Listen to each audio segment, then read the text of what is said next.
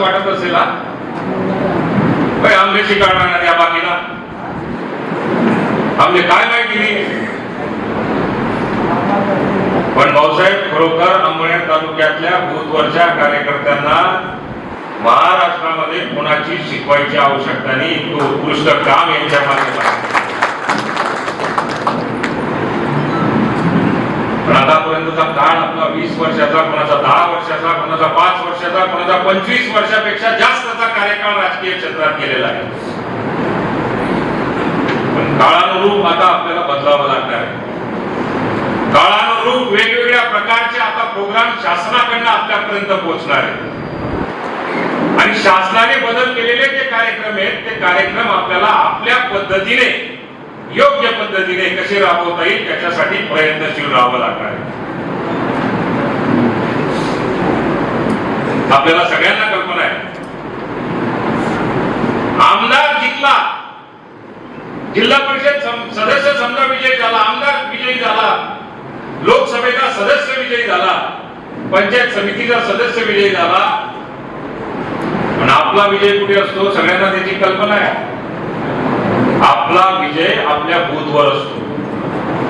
आपला बूथ जर का आपण विजयी करू शकलो, आपला बूथ समजा 50% पेक्षा जास्त 60%, 70% हा जर का आपण करण्यामध्ये यशस्वी झालो तर मात्र आपला विजय त्या ठिकाणी नोंदवला जातो, तो खऱ्या अर्थाने आपला विजय असतो. म्हणून कोणतीही निवडणूक आपण आतापर्यंत जर का बघितली असेल तर त्या कोणत्याही निवडणुकीमध्ये माझं बूथ प्लस म्हणजे माझा विजय आणि माझं बूथ प्लस म्हणजे आपल्या पक्षाचा जो सदस्य असेल त्याचा विजय आपल्याला प्रामुख्याने बघायला मिळतो.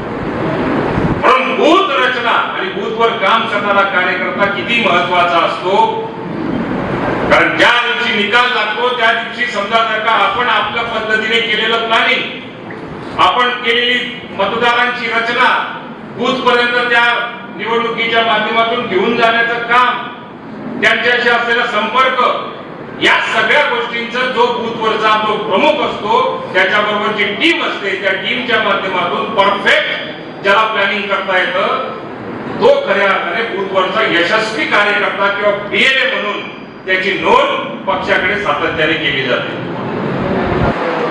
आपल्याला असं वाटत असेल की मध्ये पडणार काय नाही पडणार काय बोलते बस, पण आताच्या काळामध्ये एक गोष्ट मात्र नक्की आहे की प्रत्येक बूथवरचं मतदान हे आपल्याला कॅल्क्युलेट करावं लागतं. त्याच्यावर सगळ्यांची नजर असते आणि त्या सगळ्यांच्या नजरेमध्ये आपला मान सन्मान वाढवण्याच्या दृष्टीने, आपली ताकद आपल्या गावामध्ये आपल्या बूथवर दाखवण्याच्या दृष्टिकोनातून असं जगातलं कोणतं थर्मामीटर नाहीये की मी सर्वश्रेष्ठ आहे असं मी सांगायला जायचं आणि नंतर मग लोकांना कळेल की मी सर्वात मोठा राष्ट्रवादी काँग्रेस पक्षाला मत देऊन मिळवून देणारा कार्यकर्ता आहे. तर भाऊसाहेब थर्मामीटर जर का असेल तर बूथवर मिळालेल्या मतदान आपल्याला किती प्राप्त झालं ते राजकारणातलं थर्मामीटर असतं.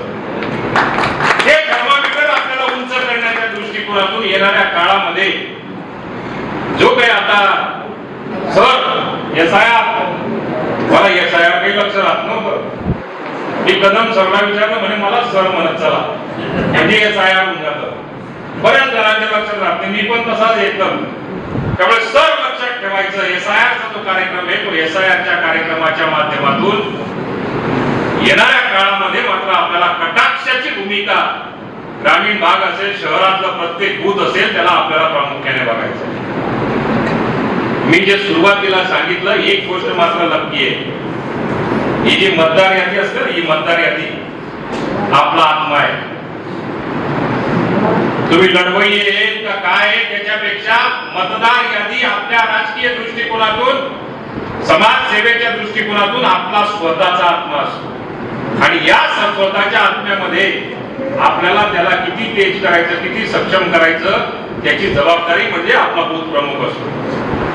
या आत्म्याच्या दृष्टिकोनातून एक गोष्ट मात्र नक्की, आता मगाशी कोणतरी बोललं की आपले 2024 ची निवडणूक कशी होती, 2019 ची कशी होती, त्याच्या अगोदर 2014 असेल, 9 असेल, या निवडणुका विधानसभेच्या घडल्या.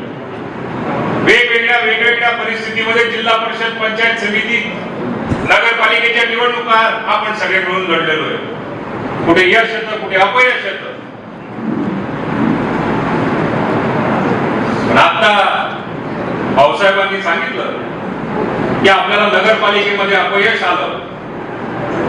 मी तर म्हणतो अपयश आलं तर पहिले ते डोक्यातून काढून टाका.